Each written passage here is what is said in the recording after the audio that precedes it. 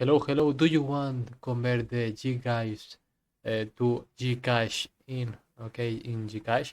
Okay, this tutorial, okay, in step by step for the convert the GGives to GCash.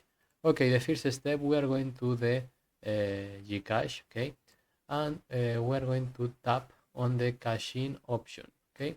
You select the GCash, Mastercard or Visa option, okay. Input the amount, okay, and enter your GGives, okay, card details, okay, the card number and expiration date, okay, and once the transaction is successful, okay, and you have the transfer, okay, the GGives to GCash. Bye bye.